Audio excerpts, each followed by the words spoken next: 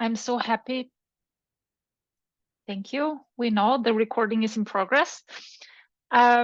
Yes, welcome everybody. I'm very happy to see so many familiar and new faces at this second edition of our Solidarity Lecture Series. My name is Kati Vitlak. I'm assistant professor for Anglophone Cultural Studies here at the University of Vienna. And I'm the moderator for today's session. And it is my great honor and pleasure to introduce you all to Maria Vyushkova. Maria is a researcher for computational science at the University of Notre Dame in Silicon Valley. And she is an ethnic Buryat anti-war and decolonial activist. Maria's research focuses on Russia's ethnic minorities' involvement in the 2022 and 23 Russian invasion of Ukraine, and that's also the topic that she will talk about. The title of her presentation is Buryats and the Russian Invasion of Ukraine, Misplaced Loyalty and Double Betrayal. And I hand the mic over to Maria for her presentation. Thank you so much, Kathy, for the kind introduction. Just a little correction here. Actually, the University of Notre Dame is located in Notre Dame, Indiana. But we have a small facility in Silicon Valley, and I am currently a visiting scientist with the IBM research, and that's why I'm currently based in the Silicon Valley, but I work for the University of Notre Dame, which is in Indiana. So let me just share my screen. So first I should probably open my presentation and then share the screen. Okay. Okay. Can you see it?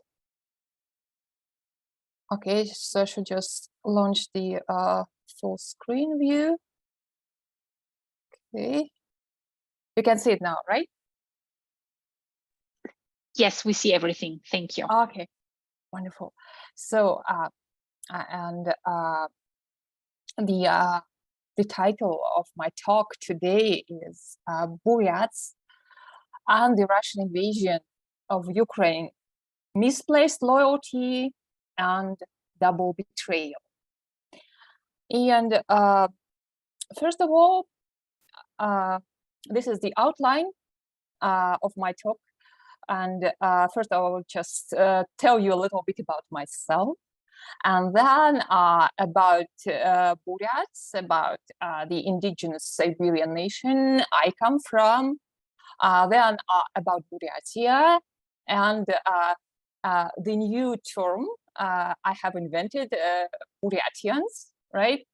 And why I had to create such a term, and how Buryats and Buryatians were involved in 2022 and 23 Russian invasion of Ukraine and in the Russo-Ukrainian war in general, which started in 2014, actually. And the topic of my research currently is ethnic disproportions in the Russian side casualties of the Russian invasion of Ukraine. And then we're going to talk about misplaced loyalty and double betrayal, how the Buryats became the main cannon fodder and the main scapegoats of the 2022-23 Russian invasion of Ukraine. And then we'll talk about indigenous Siberian anti-war movement and decolonial activism. So first of all, I'll tell you a little bit about myself, right? So I am an ethnic Buryat, and I am an anti-war and decolonial activist. And also, I am a PhD computational scientist with the University of Notre Dame Center for Research Computing. And I'm a chemist by training, and before the February 24th, 2022, the main focus of my research was actually quantum computing. And this is how I became a visiting scientist with the IBM research in the Silicon Valley. Actually, we do quantum computer simulations of chemistry together, actually. And but in the wake of the Russian invasion of Ukraine, the full-scale invasion in February 2022, we created an Buryat anti-war organization. We were the first ethnic organization, actually, of that kind, founded by Russian citizens. And I was the co-founder of the Free Buryatia Foundation, which is by now a well-known anti-war advocacy organization. And I have worked with this organization as a chief analyst from April 2022 to April 2023. And actually, during my work for the Free Buryatia Foundation, I wrote a research paper on the ethnic composition, on the ethnic statistics of the Russian side casualties of the Russian invasion of Ukraine, and has recently been published in the Inner Asia Journal. And to the best of my knowledge, this is the first academic paper which was published in a research journal on this topic. There is also an archive preprint by Dr. Alexander Bessudnov, but it hasn't been published in a journal yet. And in this work, we used slightly different approaches. We didn't just analyze the ethnic names. We also talked to the actual people, actual activists who actually collected the information about casualties, Russian side casualties from ethnic regions of Russia. And we actually collected information from several activist groups from Kalmykia, from Tuva, from Sakha, and Sakha, Yakutia, Buryatia, Chechnya, and also from ethnic Kazakh activists.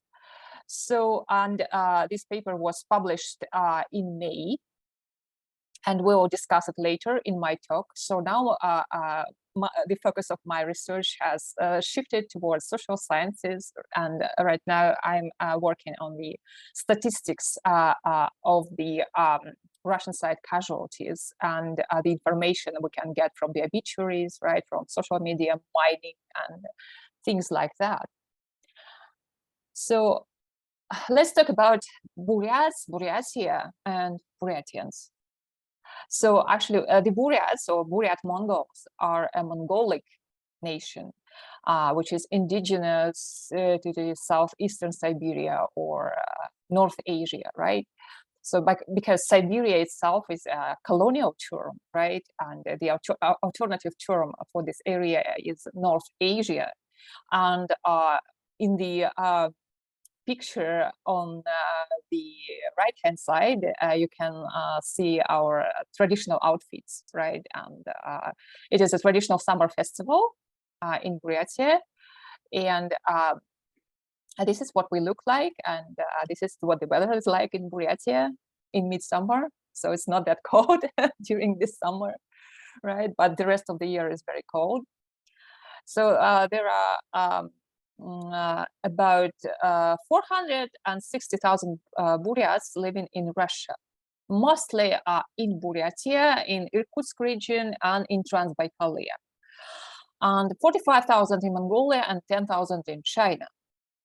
And today, Buryatia is a part of the Far Eastern Federal District of Russia.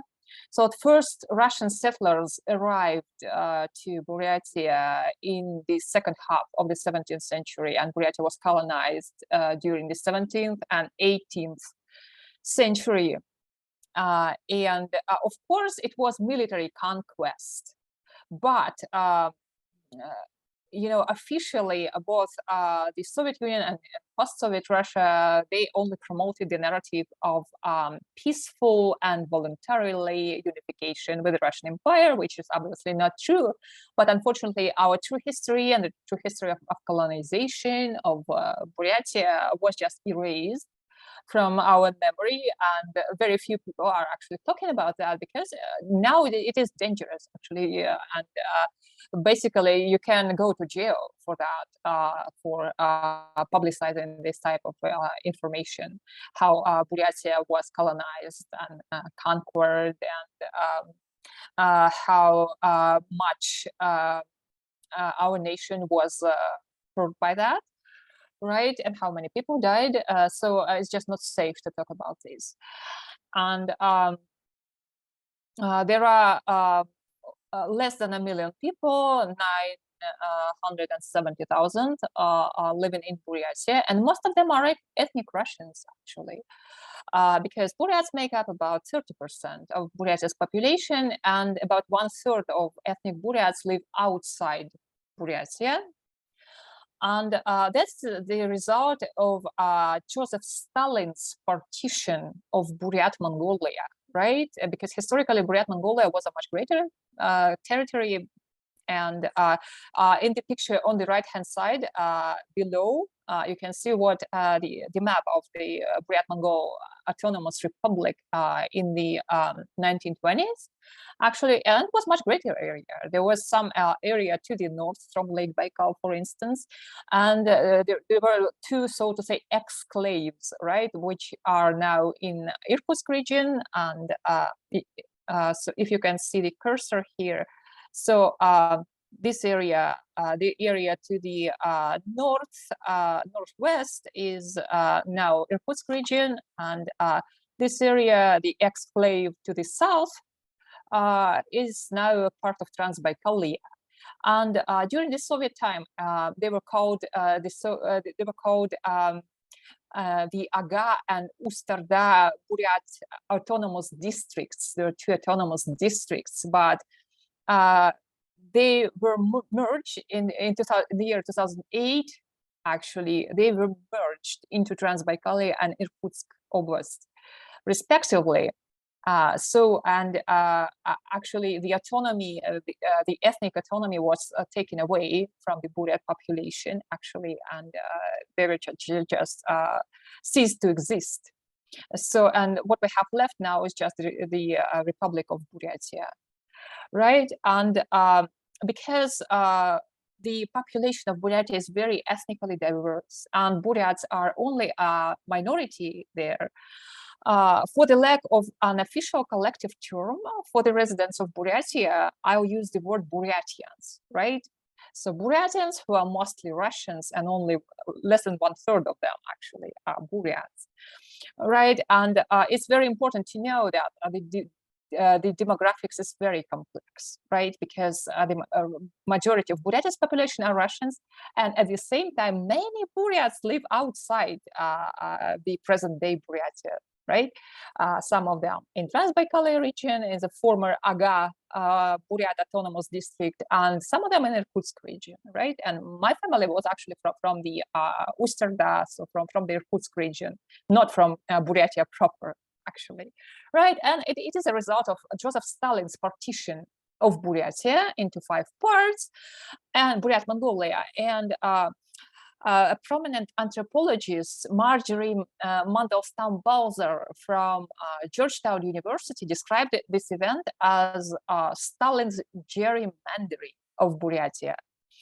She described it as gerrymandering because the goal was to dilute the Buryats both demographically and politically, and to weaken them as a nation, as an identity, and to reduce the political risks there, right? Actually, yes, this goal has been achieved, as we will see later in my talk. But nevertheless, let's see what happened when Russia launched the full-scale invasion of Ukraine in 2022-23. It's very well known that there are huge ethnic disproportions. In the Russian side, casualties of the 2022-23 invasion of Ukraine, and there were disproportionately high numbers of the residents of Buryatia, of Buryatians, and of ethnic Buryats among the Russian troops in Ukraine and among the Russian occupation forces, and also among the casualties, right? And the reason for that is very simple. Buryatia is among the regions with the highest concentration of military units per capita with respect to its population, right? Because it's very sparsely populated. And there are a lot of military units just because it's a region which is close to the border with Mongolia, and basically it's how to say, it's understood as a not just as a border with Mongolia, but also with China through Mongolia, right? Like by proxy, so to say. And because of that, it's a very important military district, and there are a lot of military units there. And at the same time, the region is struggling economically. It's not the poorest region of Russia, but the median income is lower than in most Russian regions, right?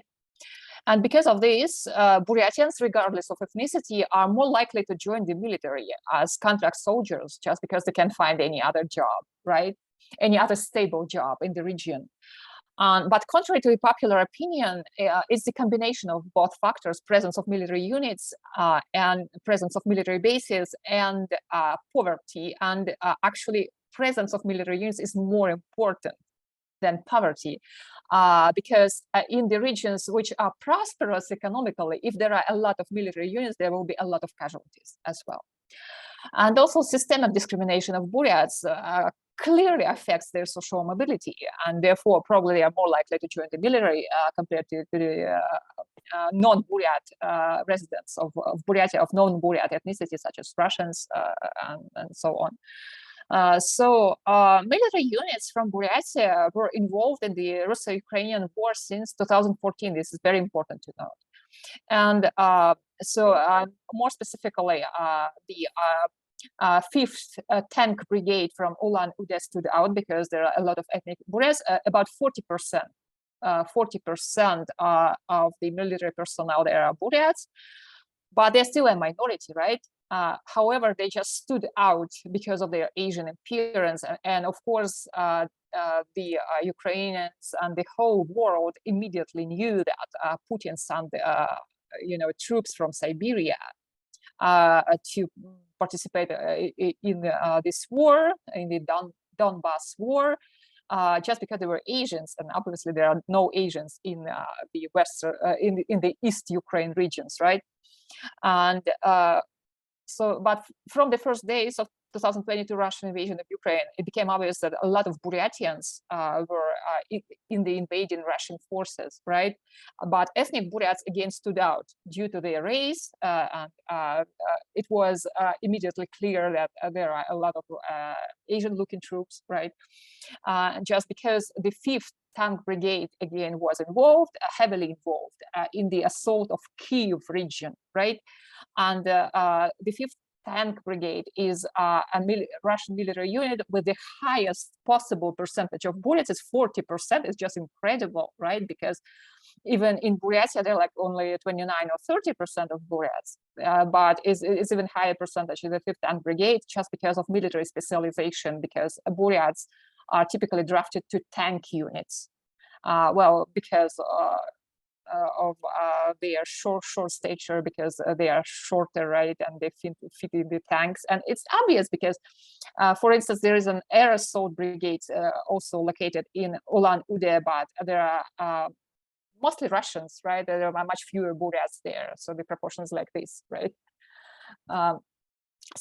Just because typically, an average Russian soldier, ethnic Russian soldier, is taller than an average Buryat soldier, and they are drafted to air assault or paratroopers units because of that.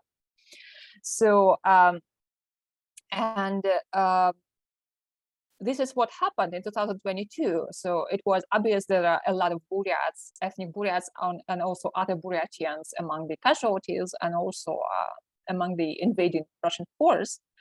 So, and here you can see the diagram showing the ethnic disproportion in Russian side casualties. And these diagrams are from my paper, actually. And it's based on the data as of September 2022, right before the partial mobilization order by Vladimir Putin.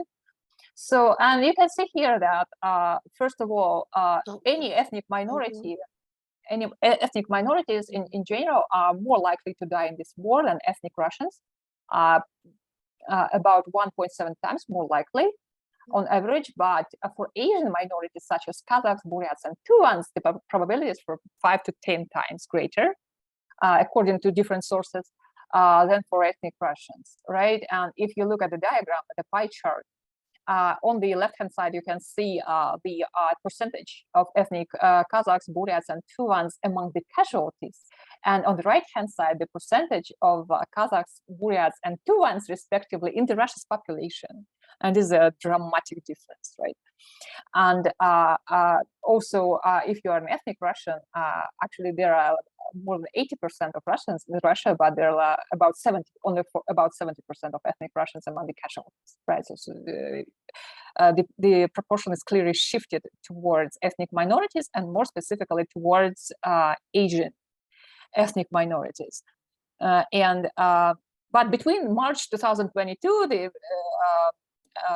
start of Russian invasion and assault of Kyiv region, which happened in March 2022, and May 2023, the percentage of ethnic Buryats among the confirmed Russian casualties has decreased, right? Almost twice.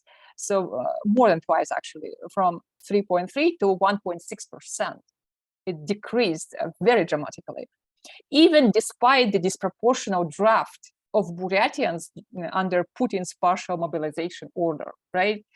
Even though they were drafted more often, their fraction in the casualties still decreased very dramatically, and the percentage of Buryatians is down from 5.5 to 2.8. Actually, it's decreasing, and this is a very interesting tendency, because actually, though Buryatia was hit disproportionately hard by the partial mobilization, and according to the Media Zona media outlet and conflict intelligence team and Free Buryatia Foundations, Buryatians were drafted 2.5 to 3 times more often compared to an average Russian man, right? However, the death rate among the drafted or mobilized Buryatians is even higher than that.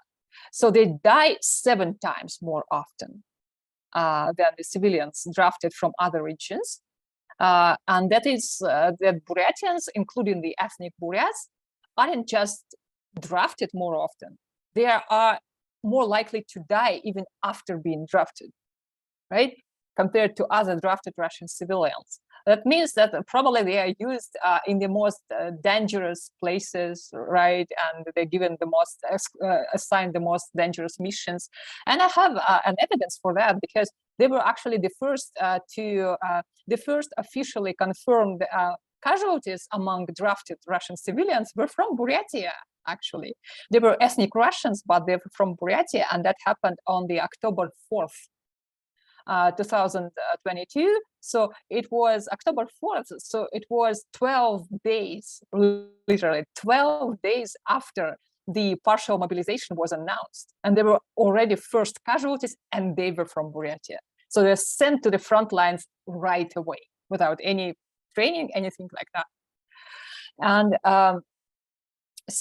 but despite the disproportional mobilization, disproportional drafting of Buryatians, the percentage of Buryats and Buryatians in general among the Russian side casualties is still decreasing. And that shows that, contrary to popular stereotype, the Buryats and Buryatians, they're not enthusiastic about this war at all. They aren't so willing to participate, to fight against Ukraine. And basically, I strongly believe that that's the reason why Buryatia government used such barbaric methods, drafting while drafting the Buryatian civilians, because people were literally taken out of their beds at 4 o'clock in the morning and just they were put in the buses and sent away.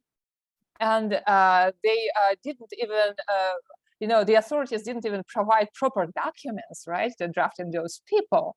And they broke all the rules possible. It was, and according to a human rights activist from Buryatia, Nadezhda Nizovkina, according to her, it was not even drafting of civilians, not mobilization. It looked like forced deportation, right? So, and just imagine the police knocking at your door at 4 o'clock in the morning, pulling you out of your bed, and just putting you in a bus and sending you away.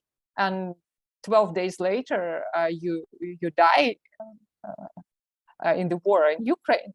Actually, this is what happened to those people, and they didn't know even what to do, how to resist, because that was intentionally done before the weekend, and people couldn't even, file a complaint or anything like that.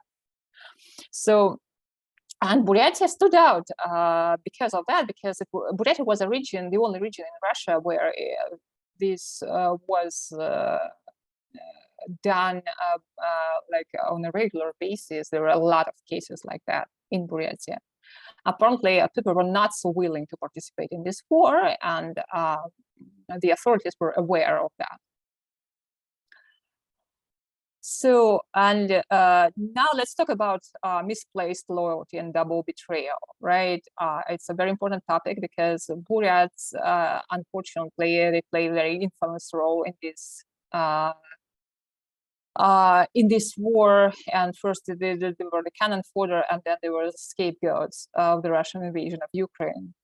So first of all, during the Soviet era, the Buryats were one of the most successful ethnic minorities in the Soviet Union, and many Western anthropologists studying the indigenous people of Siberia, they noted that Buryats were actually very, very successful. And for instance, they have the highest percentage, one of the highest, second only to Kalmyks, as far as I can remember, highest percentage of higher education in the Soviet Russia, right? They have a greater percentage of people with higher education compared to the Russians themselves.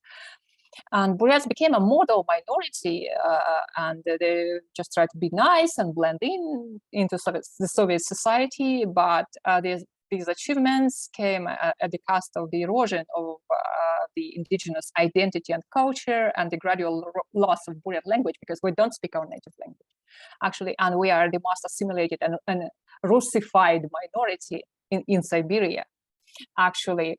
And at the same time, loyalty towards Russia and the Kremlin became one of the main components of Buryat identity. It's not just a good relationship with our Russian neighbors, right? But it's a relationship of loyalty. So it's often misunderstood, and when some Russian influencers started talking about bloodthirsty Buryats who want to kill Russians, right? It was such a deep insult, because it's not about just it's not about false accusations. It's about betrayed loyalty. It's a much deeper feeling, right? So because those who don't value such loyalty, they don't deserve it, right? And so we gradually lost our language and our identity and culture, and also our history, our true history was erased. And the deeply ingrained misplaced loyalty towards the Kremlin, along with the loss of indigenous identity, is the main reason why so many Buryats still support the Russian aggression of Ukraine, or at least they don't protest against it. And this boundless loyalty, unfortunately, only resulted in double betrayal. First, the Buryats and Buryatians in general were used as a cannon fodder of this unjust war. And then the Buryats were scapegoated for the war crimes of the Russian army in Ukraine. And the most famous case was that the Bucha massacre was blamed on the ethnic Buryats. As we all know, in early April 2022, after Russian occupation forces left the Ukrainian city of Bucha, the evidence of horrific massacre of Ukrainian civilians by the Russian troops was uncovered, but it was immediately blamed on the ethnic Buryats by both Ukrainian sources and a number of prominent Russian anti-war influencers. And that was especially painful to us. And no one, with the exception of the conflict intelligence team, who are very professional and very knowledgeable, no one noticed that the story just did not add up, because there are no mono-ethnic Buryat military units. It's a part of the Soviet military policies, which were inherited by Putin's Russia. So even within a tank crew, there would be 2 Russians and 1 Buryat. So they try to avoid any mono-ethnic teams as much as possible. And by the way, all the commanders, all the officers from captain and above, they are all either Russians or non-Buryat ethnicities. There are no Buryats, almost no Buryats there. So, and the cleansing, or zachystka in Russian, operation in Bucha was done by air assault regiment from Pskov region, and not by the tank brigade from Buryatia. And neither by the 64 Motor Rifle Brigade from Khabarovsk, which was initially blamed for that. And that was confirmed by the POW interviews published by Ukrainian sources and the obituaries of the Russian soldiers killed in Bucha. They are almost exclusively paratroopers from Pskov. And actually, the people in the infamous Buryats in Bucha picture on the left-hand side, right? On the right-hand side, they are not Buryats. They are Sakha Yakut soldiers. And this picture was not taken in Bucha. It was taken in Khabarovsk Krai of Russia in 2020, 2 years before that. And most of those guys in this picture, they actually left the army because they were like 18-year-old conscripts. And they just they served for 1 year and just went home. So probably hardly any one of them was involved in the Russian invasion of Ukraine, actually. So, and so this picture was just, well, totally wrong. It's not Buryats, they're not in Bucha, and it's not in 2022. Yeah, the damage was done because very many people believed. And it's understandable with Ukrainians because they don't know the details of Russian demographics, right? But I have a lot of questions for the Russian anti-war influencers who spread this narrative, you know, because of their hate speech towards Buryats and stuff like that. Because actually, I strongly believe that the motivation behind the Russian anti-war influencers blaming Buryats for war crimes and non-Russians in general is shifting responsibility from Russians to the indigenous ethnic minorities. And I strongly believe it's also a part of colonial mindset, right? But eventually the investigation by New York Times showed that it was indeed the air assault regiment from Pskov responsible for the Bucha massacre. And there was only one person with a Buryat name, a 19-year-old soldier who served in that regiment, and he made a phone call using a phone stolen from an executed Ukrainian civilian. But based on the data I have collected, this is a very rare occurrence for a Buryat person to be drafted to this regiment.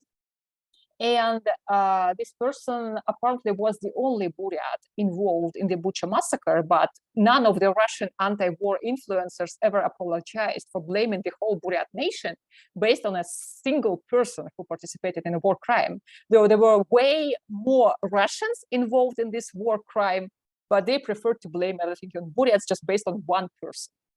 And there is so far no evidence of disproportionately high involvement of ethnic Buryats in war crimes in Ukraine. They are definitely involved, but they are involved, you know, on the same rate as they are present there, right? So there is no evidence of Buryats, or by the way, the Chechens committing the war crimes more often. The problem is any Asian-looking person among the Russian occupation force is believed to be a Buryat today. And any a person from North Caucasus is believed to be a Chechen, and there are a lot of mistakes made because of that.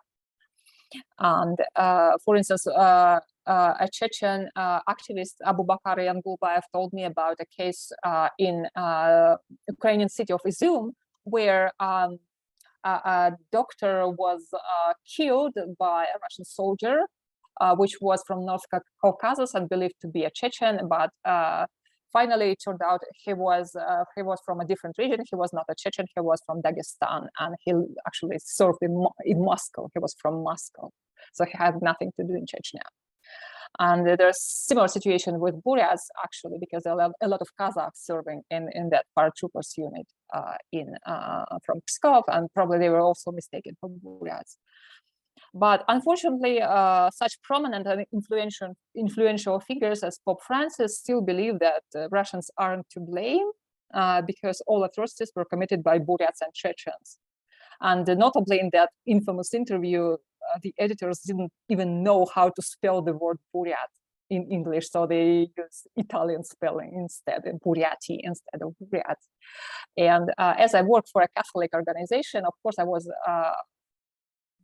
outraged by Pope Francis' words, and I'm just trying to attract the as much attention as possible to this issue. And by the way, I joined the Satanic Temple to do that, just to attract some attention to this issue. Just to say, Pope Francis made me a Satanist, right?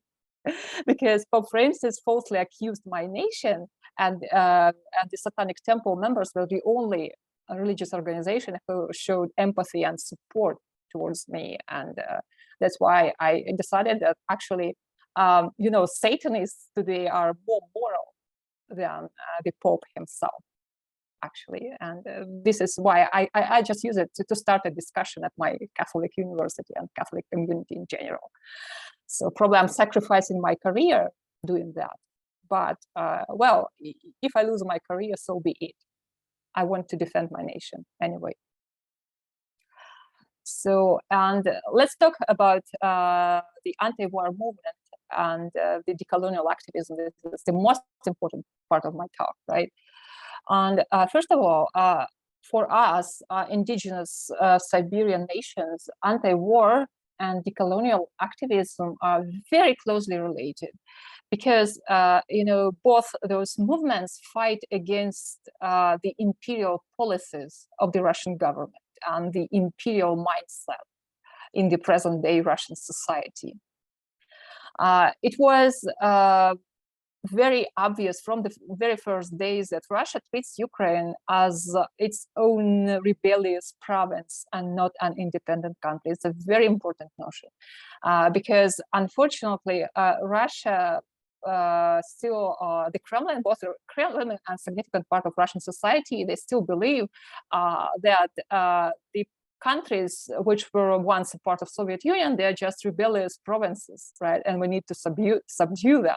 This is what they say, basically. And this also applies to the former parts of the Russian Empire, such as Finland, and also the former parts of the Eastern Bloc, actually, right? And basically, a significant part of Russian society and the Kremlin still think about them as their own rebellious provinces. They just don't have enough military power to conquer them back, but they think it's their moral right to do so. It's very important to understand. And Russian propaganda portrays the Ukrainians as a second-class nation with bogus culture and language, and it is exactly the same colonial mindset which is behind this discrimination and oppression of us indigenous people.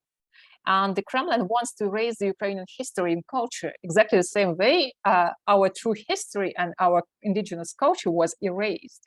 There are also a lot of similarities there. And basically, we need to understand that unless this mindset in both Russian leadership and Russian society changes, Russia will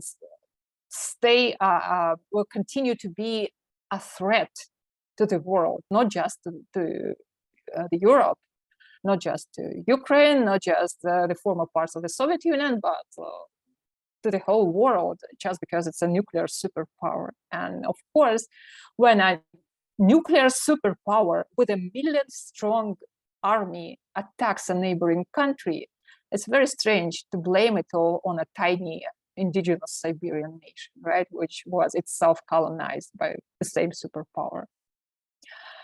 And in the wake of 2022, Russian invasion of Ukraine, we indigenous activists, we just could not help but notice those parallels, and that led to the surge of simultaneously the anti-war and decolonial movement, which are closely related among the indigenous people of Russia.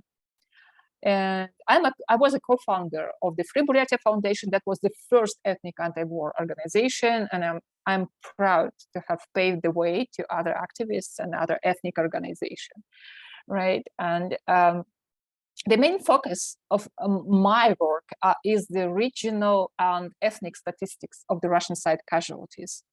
And I still believe that spreading disinformation is the most efficient way to get through to the audience, which is still supporting the aggression against Ukraine. Because unfortunately, I find out that appealing to the moral considerations that aggressive war is a crime, actually, even according to the Russian, even under the Russian criminal law, it's a crime.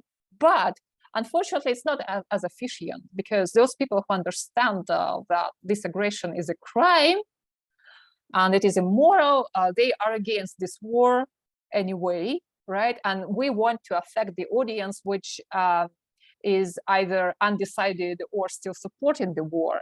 And the most sensitive issue to them is the number of casualties, especially among the civilians who were drafted after September 2022, after the partial mobilization order. This is the most sensitive issue, and that's why the Russian government tries at all costs just to hide it, to conceal it. And there are even court rulings against publishing the lists of casualties. And it's now illegal in Russia. And now it was just officially recommended to the local authorities not to publish even, even single obituaries, not just lists of casualties, but single obituaries, right?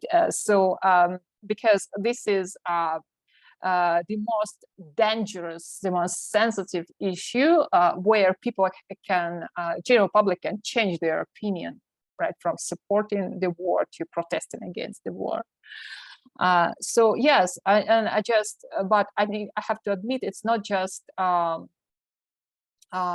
disaster of, not just the number of casualties is a disaster, it's also a moral disaster, right? Because it's an unjust war. So it's not just people from Buryatia dying, right? They are also killing Ukrainians. They are becoming the war criminals, essentially. And it is not just a pain, it's also a disgrace. It's a horrible situation which will have very deep and painful moral consequences when all those people come back and they discover that they were actually criminals and not heroes, they are criminals. And that has already happened, actually, with the war in Afghanistan, right? I mean, Soviet Union invasion of Afghanistan and then Chechnya.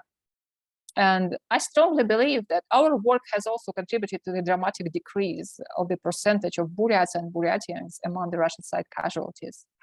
It is indicative of decrease of Buryat and Buryatian participation and support in this war. I know that there are many factors involved, but I strongly believe that our work has also contributed to this. But of course, we have a lot of work ahead of us. And the motivation behind my work is just, when something like this is happening in front of your eyes, you just you just cannot just watch it and not do anything, right? It's just psychologically much easier just to do whatever you can. Because when the Russian invasion of Ukraine started, I realized that now I understand why the famous religious philosopher Simone Weil killed herself by starvation, starved herself to death in 1943, just out of compassion towards the Nazi concentration camp prisoners. Because when it's happening so close to you, you just you cannot live with your normal life, right? And you just feel guilty, and it's exactly the same thing with us, because we know that Ukrainian children are dying under Russian bombs right now, and there are people from our region, people of our ethnicity, and probably our distant relatives participating in this war, and they are committing this crime right now, and we need to do something to stop it, whatever we can. And with that, I'll just thank you for your attention.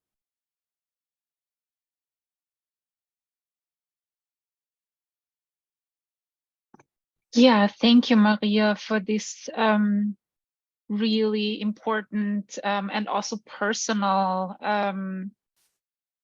presentation. Yeah, I think how you connect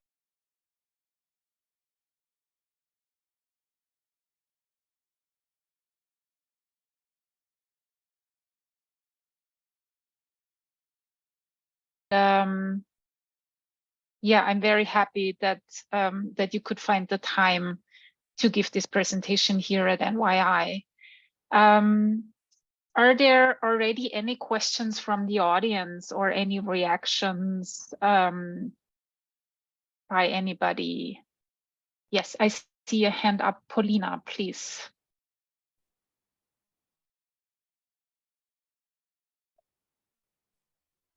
I think we cannot hear you. Can you hear me right now? Yes. Yes. Okay. Thank you so much for your presentation. I had two questions in my mind. The first is very technical. When you made the statistics about Buryats and Asian people from Russia generally being mobilized more often than Russians, what kind of statistic are you using? So what numbers of casualties? Because the only one that I have in my mind is one that Mediazona Yes. with BBC. Is it the one? So actually, yes, I'm a part of that project too. I'm contributing to that project. So I use, yes, the list of casualties collected by the team of volunteers working with Mediazona, and I'm one of those volunteers actually. And also I have the access to information collected independently by regional and ethnic activists who also keep their own list of casualties. There is a project, People of Baikal, where they also publish the list of casualties from Buryatia, the Irkutsk region. So I collect all those data and I cross-check them, and then that's how I built my list of casualties. And that's how I define the ethnicity, because the ethnicity is the question of self-identification. But when the person is deceased, you can ask them about their ethnicity. But the next best thing is just to ask a person of the same ethnicity if they consider them to be one of them, right? So because sometimes in some cases it's really hard to determine one person where we just failed, we didn't know who he was. He is clearly an Asian, but we don't know his ethnicity because I have asked everyone and no one recognized him. So sometimes it's hard to determine. Sometimes it's easier because when you have some information about the relatives, the language, and about where this person was from, where this person was born, and where he was buried, it's much easier to determine the ethnicity.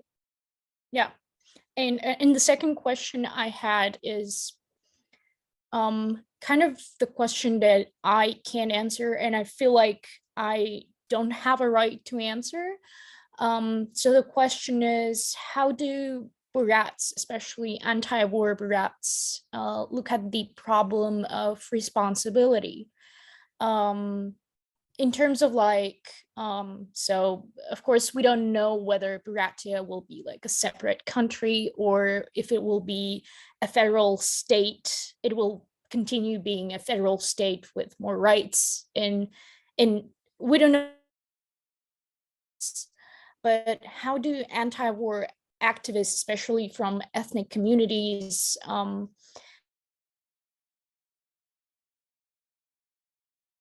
something like that, because the war itself is led by a very Russian nationalistic, ethnic Russian nationalistic propaganda.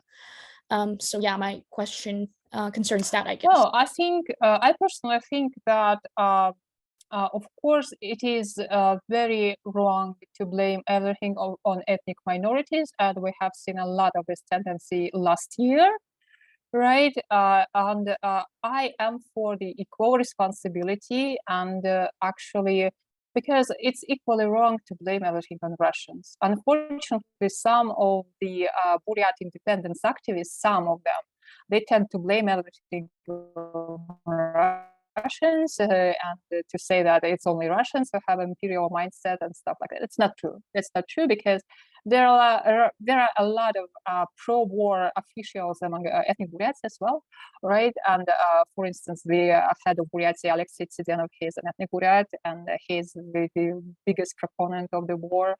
And he turned this war in his personal PR campaign. And there are people like the academician Arnold Tulokhanov, right? He's the most prominent Buryat scientist, and he is also a very vocal supporter of the war against Ukraine. So it's not true that only ethnic Russians are involved in this type of propaganda. No, that's not the case. And there is, by the way, no evidence of that inside Buryatia. Inside Buryatia, that Russians support the war more than ethnic Buryats. I don't see any evidence for that. So and I personally, I am for equal responsibility, and because after all, unfortunately, we're all Russian citizens, right? And those people who were involved in this aggression against Ukraine, who were the part of occupation forces, regardless of their ethnicity, right? They're still involved in this invasion of Ukraine, and they're still involved in war crimes and things like that. So, but it's more about personal responsibility of the war criminals. As for the reparations, the compensation, well, it's a more complex issue, because well, if Buryatia will be an independent state, which well, I don't think it's likely, to be honest, but just theoretically, well, it would be a more complex issue, because, for instance, after the World War II, the nations who were conquered by the Nazi Germany, and then soldiers were drafted from them, right? But they're not forced to, pay retribution and something like that, reparation. So I don't know. That's a more complex issue, because I'm not a politician, right? And I'm just trying to talk about the topics which I know well. As a good scientist, I'm just trying not to talk about the things I'm not an expert in. So I can tell you about the casualties, about the war crimes, but not specifically about this issue. It's a good question, so it's I think for very important for the discussion. But speaking about the war crimes and things like that, of course, I'm for equal responsibility. Thank you so much. Thank you, Polina, also for those very interesting questions. Ivan, please raise your question. Sure. So first of all, thank you so much for your incredible work and for your presentation. I work a little bit at CreaSFIT, and I know how hard it is to deal with those topics on a daily basis. So a great thank you. And I also wanted to say that your Simone Weil example is really unnerving. So please let us all survive this and keep sane. Well, as much as we can. My question is, and you already said that you're not a politician, at least not now. And I also urge you to reconsider, at least in the future, because honest people need to be there in the higher levels of the government as well. My question is, and I don't know if you want to answer it or if you can answer it, but it's my personal copium. It's about the possibility of decolonization. And usually when we talk about decolonization, you know, a lot of things are pretty obvious, like decolonize your mind, you know, stop being racist, you know, different modes of production of knowledge, unveil the history that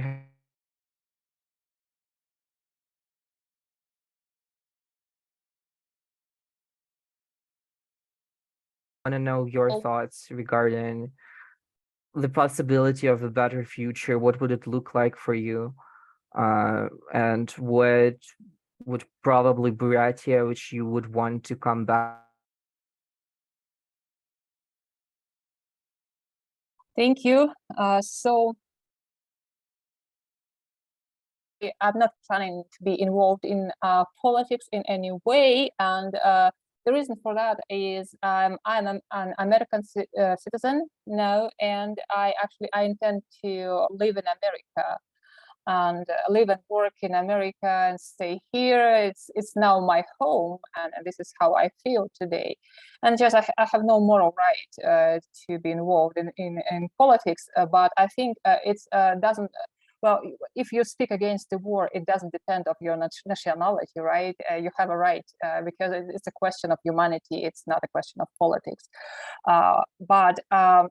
Speaking about the future of Buryatia, I don't know. It's a very hard question, and I'm doing my personal research right now. Yes, and my impression is now that yes, there is a group of people, decolonization activists who are for the independence of Buryatia, but I think that such views are very unpopular, actually, and our biggest problem now is actually that the majority of Buryatia's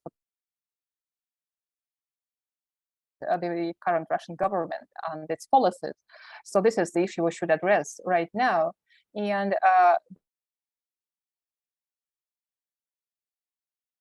independence or sovereignty of Buryatia, right? So it's not as such a pressing issue right now.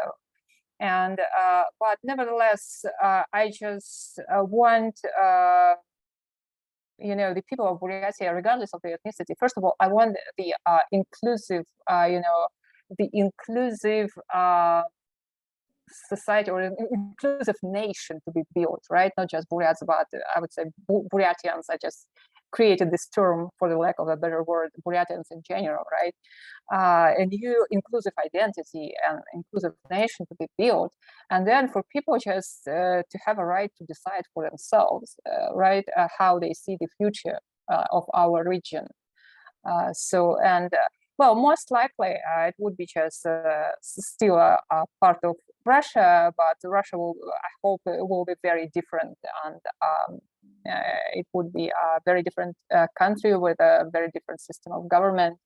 And ideally, it would be just a true federalism, like in the United States, or something like that. Well, because there are a lot of, you know, economic and transportation and this type of issues were, you know, entailed by the independence, right? And the biggest problem right now is, you know, the proponents of Buryatia independence, they don't have a project, you know, for the independent Buryatia. I can't see any, you know, it's not in the form of a project, it's just in the form of a sentiment, right? And it's mostly based on feelings, on emotions, on the painful feelings mostly, right? And I would say it's a resentment. as well. And this is very dangerous because you cannot build a state a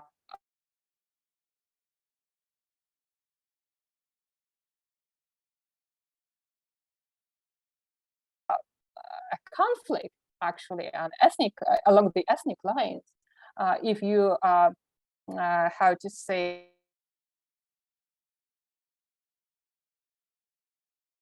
to talk these issues too much. For instance, especially if you are accusing Russians, right, and ethnic Russians, and somehow if it is directed against ethnic Russians, so you should be very careful about that. So I just cannot see a project which I could look at and just decide if it's gonna work or not. It's mostly like feelings, and they're very controversial and very conflicted. So yeah, it's a difficult issue. So, and again, as I'm not a politician, I'm not a political scientist, it's an open question to me.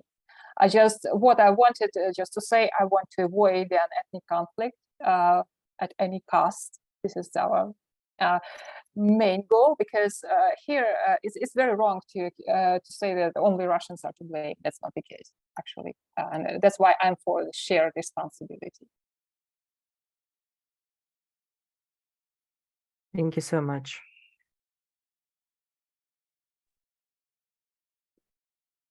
Thank you. We have a comment in the chat. Olga, I don't know, do you want to say anything about that, or? No? Okay. Then I would ask Tess for her question. Hello. I would like to thank you for your research and for what you're doing. And my question is, you're doing amazing work, but I would like to know what, in your opinion, is the acceptance of your research and its influence between among the actual ethnic group that is done for, basically. Because I know a little bit about it, and as far as I know, not many people are welcoming any thoughts like this. And as you said before, there are still many supporters of the invasion themselves.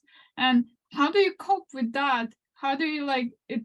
Because I do believe it is heartbreaking to get like negative feedback from the people you're like basically putting your heart and work towards to improve their situation. How do you cope with that, and what do you think? What changed in your opinion? Did you get some kind of like the influence you had? So actually, of course, I'm trying to spread the word as much as possible, right? About the ethnic disproportions and regional disproportions in the Russian side casualties and the casualty statistics itself, because like I said, it is still the most efficient way to get through to this type of audience, which is still supporting Mr. Putin and supporting the war, because this is the reality they cannot deny, right? If you speak about the moral issues, they will say, oh, it's because NATO was gonna attack us, right? Or Ukraine just wanted to attack us, or it's because Russia wasn't, was treated disrespectfully by the international community, things like that. But the number of casualties, right, and the ethnic and regional disproportions, it's a reality they cannot deny. And in present-day Buryatia, you most likely you will know someone who lost a relative or a friend or an acquaintance.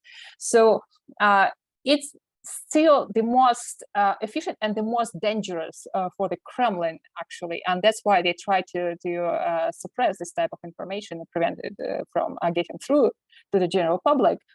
So of course it is not that efficient and not as efficient as I wanted it to be, but still this is the most efficient approach. And of course, it's frustrating when people keep accusing me of being paid by American intelligence or something, right? And, yeah, that's basically what I meant, because that's what you're like outside, you can't understand us, like stuff yes. like that. Yes, unfortunately, yes. And to a certain extent, they're right. And I'm questioning it myself because I'm an American citizen now. And what do I have a moral right even to talk about this? But I'm still a Buryat. Well, I was born Buryat and I will die Buryat, right? And I'm still a part of this nation, which was, just betrayed and became a cannon fodder and a scapegoat of this war. And just as a person, as a human being, I cannot help but sympathize with the Ukrainians as well, right? And I'm just trying to do something, whatever is possible. And yes, it is frustrating when people just don't understand why I'm doing this, because some people just cannot imagine that it's not, that you have no financial interest in what you're doing. Basically, I'm not earning anything. I'm just spending my own funds doing my research. But for some people, it's just really, I believe it's for them, it's just hard to understand that there are things more important than money in this world, right? And yes, it is difficult, but still, I think we have chosen the most efficient way by talking about the casualties, especially in such regions like Buryatia, because it's very important that in the region, in the ethnic regions, there are more, horizontal connections between people, right? And everyone knows everyone else. And in such communities, this approach is very efficient, right? Because the ripple effect from one death will go through the whole community. And you just try to tell that those deaths, it's not the Ukrainians are to blame, it's the Kremlin who is to blame for those deaths. And as there has been like a previous experience with the war in Afghanistan and with the wars in Chechnya, people understood that actually. And they didn't want their loved ones to participate in this war, right? In those wars. And you just try to get through by saying, yes, it's the same type of unjust and unneeded war as it was in Afghanistan, in Chechnya, but this time it's on a much greater scale. And just beware, because your loved ones are at risk. They can be drafted as well. So this is probably the only approach that may work. And I think we have affected the public opinion to a certain extent. And I think we have contributed to the Buryat involvement decreasing like 2 times, right? If the involvement of Russians in general decreased 2 times, the war would have stopped, right? So I think it was still, well, we did whatever we could. Thank you. Thank you. Polly, you have a question. Yes, I just have a short question. Is the drafting of Buryatian still continuing as before? Yes. It is. And to the same degree as before? No. Or no, less? Not at such a huge scale, but it's still continuing, because we get information from our subscribers that new buses with the drafted civilians are coming to the military base in Lande. And this is a military base of the 5th Tank Brigade. And yes, and they see those buses coming, and looks like they are quietly drafting people from the rural regions where it won't have such big, consequences. There will be not that much noise about that. People won't make a fuss that much as compared to a big city, to Ulan-Ude, right? And apparently, yes, they're quietly drafting people from some remote rural regions, and that was their strategy during the first wave of mobilization, the draft, because in September 2022, actually, if you live in a rural Buryatia, right, you're 5 times more likely to be drafted compared to the Ulan, the capital city, right? So, and clearly certain rural regions were hit disproportionately hard, and there was like one of the rural districts, I estimated that 1 out of 5 men was drafted over the corresponding age. So it was very disproportional, and the variation among different rural districts was huge, and that was probably a result of the local authorities have different approaches, and some of them want promotion, for instance. Some of them just want to please the local authorities. I mean, like Alexei Tsidenov or someone else. And also, actually, the personal relationship play a role. There is an evidence from a different part of Russia, from Novosibirsk region, that the head of local administration, she was just, she sent she got those men drafted who somehow crossed her, right? Somehow made her angry. And yeah, so that also played a role. And it's very interesting because racial prejudice can also play a role in such situations, right?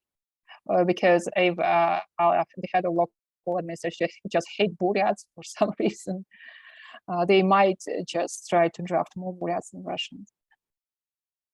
Thank you very much. Thank you. There's another question from Ahmed. Hello, everyone. Hi, Maria. And thank you so much for your research. I'm a fellow neighbor to you. I'm come from Tuva, the state which is east to Buryatia. Currently, I am an asylum seeker in Argentina. And my question is related to the waves of immigrants from these states, the indigenous people states, and how your anti-war activism is kind of supporting them, not just illustrating the war, what is happening out there, but also making up communities in the diasporas to support these people. And I think it's really important because there are not many of us, and we really need support. And we are not understood by people from our states as well, because not many people are anti-war. So I would like to know more about like your work in this field. Thank you. Thank you for your question, but I must admit that unfortunately I have only 24 hours in a day, right? And I have my quote unquote real job still, right? Because I need to earn my living somehow. And because of that, I don't have that much time actually for my activism. I only have I can only do that casualty statistics, which takes a lot of time by itself, right? And the related projects. But I think that the information we published actually about this disproportional drafting of ethnic civilians and stuff like that, it helps actually the asylum seekers to make stronger cases. And we have some evidence for that, because people would come to the US, will talk about that as well. Of course, yes, we need to build a community. That's a very important question, because I'm very frustrated that here in San Francisco, it's only me actually attending all the anti-war events, and I can't see the other Buryat faces there, right? And it's kind of frustrating, because there are a lot of Buryats actually. There are probably hundreds of them who came in the wake of the Russian invasion of Ukraine. They came to the US, and somehow we need to organize, right? but this is a very important and very hard work for which I just have no physical, opportunity to do so. But my colleagues like Victoria Molodayeva and activists in New York City, they actually do address this issue as well. But like myself, they have their own families, their own job, and they have their own duties. And because of that, we have only 24 hours in a day. Yeah, it's a challenging task because, again, of course, not just we're not getting paid, but we spend our own funds, right? And our abilities, are limited, unfortunately. So yeah, that's a big issue. So we need more activists to work in that direction as well. Thank you.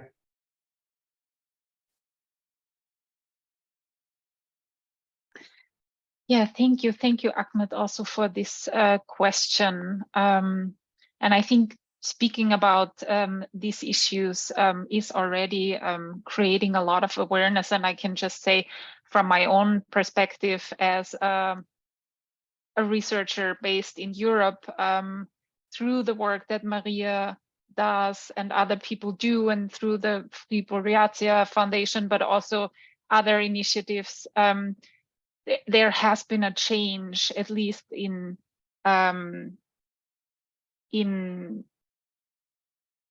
groups and academic circles and people who are sympathetic to anti-war causes. There has been an awareness, at least now, that Russia has an imperial agenda and that there are minorities in Russia, right? And just like before the war, nobody had been talking about that, nobody had been thinking about that. So, and I do believe that this can at least initiate broader change, although it's slowly coming. But yeah, these are my 5 cents about that. So if there are no other questions or comments, and I don't see anybody's hand raised, I want to thank you, Maria, once again for this talk, and I want to emphasize again how important it is. And thank you for taking the time to educate us and to talk to us and share your ideas. And yeah, I wish you the best of luck with all your research. And I wish everybody a nice day or evening, and a good weekend and a lot of fun next week at NYI. See you soon. Thank you, everyone.